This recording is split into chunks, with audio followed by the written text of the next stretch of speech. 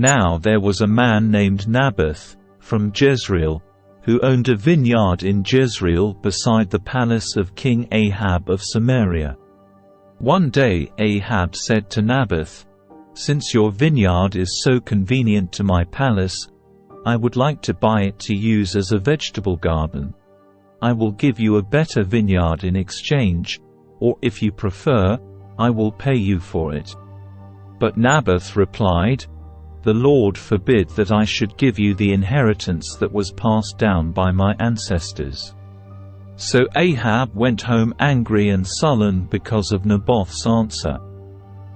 The king went to bed with his face to the wall and refused to eat. "What's the matter?"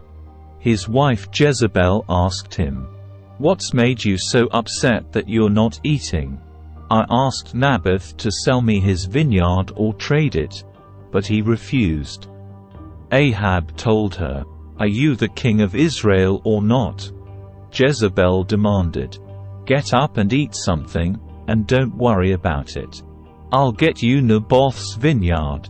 So she wrote letters in Ahab's name, sealed them with his seal, and sent them to the elders and other leaders of the town where Naboth lived. In her letters she commanded, "Call the citizens together for a time of fasting, and give Naboth a place of honor. And then seat 2 scoundrels across from him who will accuse him of cursing God and the king. Then take him out and stone him to death." So the elders and other town leaders followed the instructions Jezebel had written in the letters. They called for a fast and put Naboth at a prominent place before the people. Then the 2 scoundrels came and sat down across from him. And they accused Naboth before all the people, saying, "He cursed God and the king." So he was dragged outside the town and stoned to death. The town leaders then sent word to Jezebel, "Naboth has been stoned to death." When Jezebel heard the news, she said to Ahab, "You know the vineyard Naboth wouldn't sell you. Well, you can have it now. He's dead." So Ahab immediately went down to the vineyard of Naboth to claim it. But the Lord said to Elijah, "Go down to meet King Ahab of Israel, who rules in Samaria. He will be at Naboth's vineyard in Jezreel, claiming it for himself. Give him this message. This is what the Lord says. Wasn't it enough that you killed Naboth? Must you rob him, too, because you have done this? Dogs will lick your blood at the very place where they licked the blood of Naboth. So, my enemy, you have found me." Ahab exclaimed to Elijah. "Yes," Elijah answered, "I have come because you have sold yourself to what is evil in the Lord's sight.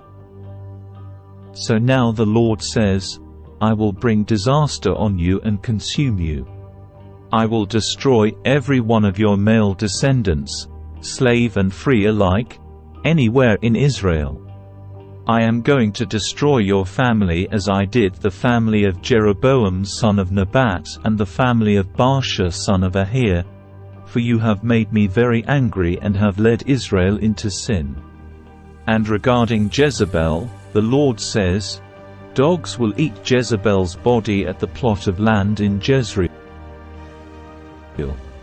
The members of Ahab's family who die in the city will be eaten by dogs, and those who die in the field will be eaten by vultures. No one else so completely sold himself to what was evil in the Lord's sight as Ahab did under the influence of his wife Jezebel. His worst outrage was worshipping idols just as the Amorites had done, the people whom the Lord had driven out from the land ahead of the Israelites. But when Ahab heard this message, he tore his clothing, dressed in sackcloth, and fasted. He even slept in sackcloth and went about in deep mourning. Then another message from the Lord came to Elijah. Do you see how Ahab has humbled himself before me?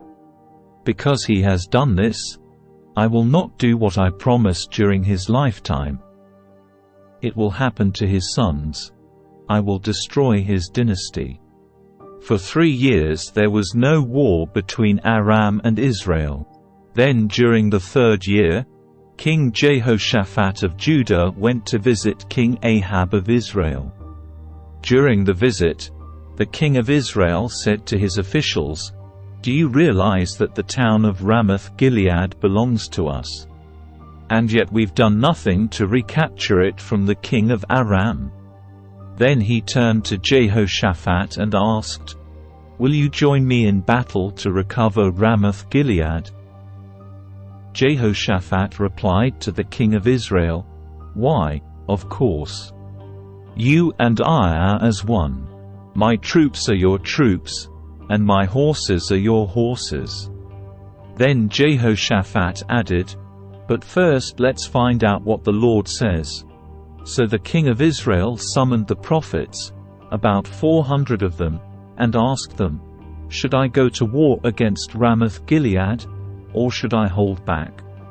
They all replied, "Yes, go right ahead. The Lord will give the king victory."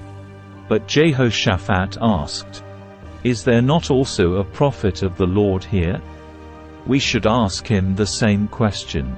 The king of Israel replied to Jehoshaphat, "There is one more man who could consult the Lord for us, but I hate him. He never prophesies anything but trouble for me. His name is Micaiah son of 𝗕𝗏." Jehoshaphat replied, "That's not the way a king should talk. Let's hear what he has to say." So the king of Israel called one of his officials and said, "Quick! Bring Micaiah son of 𝗕𝗏." King Ahab of Israel and King Jehoshaphat of Judah, dressed in their royal robes, were sitting on thrones at the threshing floor near the gate of Samaria. All of Ahab's prophets were prophesying there in front of them. One of them, Zedekiah son of Kenaanah, made some iron horns and proclaimed, "This is what the Lord says, with these horns you will gore the Arameans to death." All the other prophets agreed. "Yes," they said, "go up to Ramoth-Gilead and be victorious, for the Lord will give the king victory." Meanwhile, the messenger who went to get Micaiah said to him, "Look, all the prophets are promising victory for the king. Be sure that you agree with them and promise success." But Micaiah replied, "As surely as the Lord lives, I will say only what the Lord tells me to say." When Micaiah arrived before the king, Ahab asked him, "Micaiah, should we go to war against Ramoth-Gilead, or should we hold back?"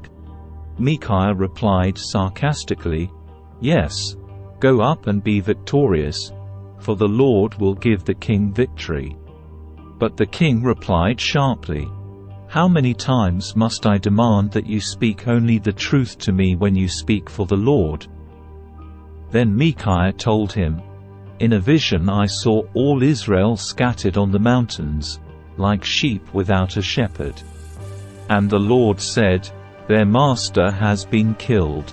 Send them home in peace.' Didn't I tell you?"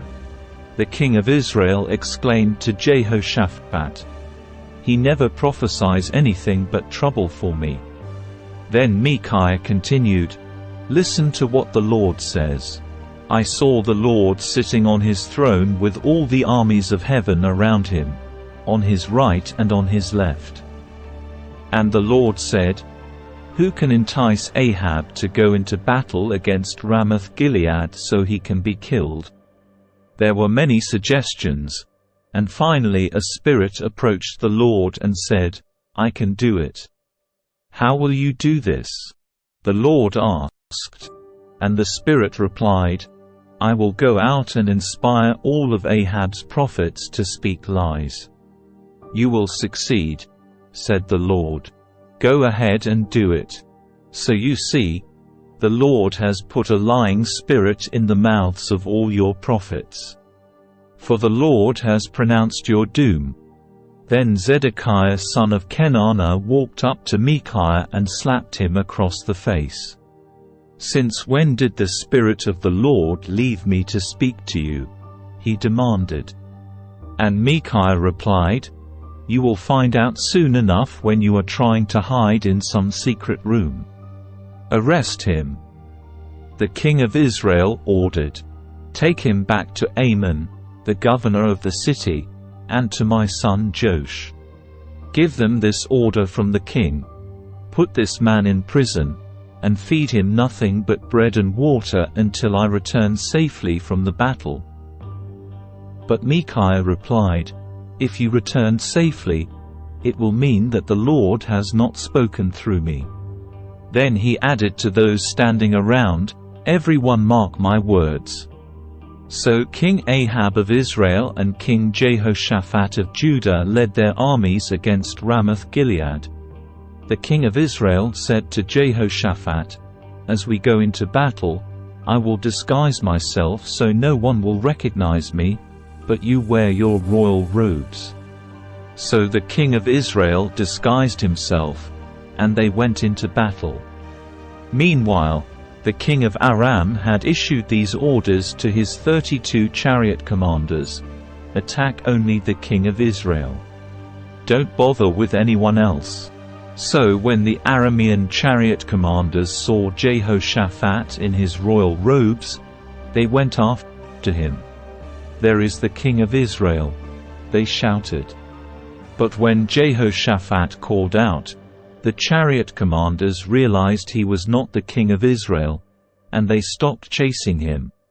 An Aramean soldier, however, randomly shot an arrow at the Israelite troops and hit the king of Israel between the joints of his armor. "Turn the horses and get me out of here," Ahab groaned to the driver of his chariot. "I'm badly wounded." The battle raged all that day, and the king remained propped up in his chariot facing the Arameans. The blood from his wound ran down to the floor of his chariot, and as evening arrived he died. Just as the sun was setting, the cry ran through his troops, "We're done for. Run for your lives." So the king died, and his body was taken to Samaria and buried there. Then his chariot was washed beside the pool of Samaria, and dogs came and licked his blood at the place where the prostitutes bathed, just as the Lord had promised. The rest of the events in Ahab's reign and everything he did, including the story of the ivory palace and the towns he built, are recorded in the book of the history of the kings of Israel. So Ahab died, and his son Ahaziah became the next king. Jehoshaphat son of 𝗕cie began to rule over Judah in the 4th year of King Ahab's reign in Israel. Jehoshaphat was 35 years old when he became king, and he reigned in Jerusalem 25 years. His mother was Azubah, the daughter of Shili. Jehoshaphat was a good king, following the example of his father, Asa. He did what was pleasing in the Lord's sight. During his reign, however, he failed to remove all the pagan shrines, and the people still offered sacrifices and burned incense there. Jehoshaphat also made peace with the king of Israel. The rest of the events in Jehoshaphat's reign, the extent of his power, and the wars he waged are recorded in the book of the history of the kings of Judah. He banished from the land the rest of the male and female shrine prostitutes, who still continued their practices from the days of his father, Asa. There was no king in Edom at that time, only a deputy. Jehoshaphat also built a fleet of trading ships to sail to Ophir for gold, but the ships never set sail, for they met with disaster in their home port of Ezion-Geber. At one time Ahaziah son of Ahab had proposed to Jehoshaphat, "Let my men sail with your men in the ships." But Jehoshaphat refused the request. When Jehoshaphat died, he was buried with his ancestors in the city of David. Then his son Jehoram became the next king. Ahaziah son of Ahab began to rule over Israel in the 17th year of King Jehoshaphat's reign in Judah. He reigned in Samaria 2 years. But he did what was evil in the Lord's sight, following the example of his father and mother and the example of Jeroboam son of Nebat, who had led Israel to sin. He served Baal and worshipped him, provoking the anger of the Lord, the God of Israel, just as his father had done.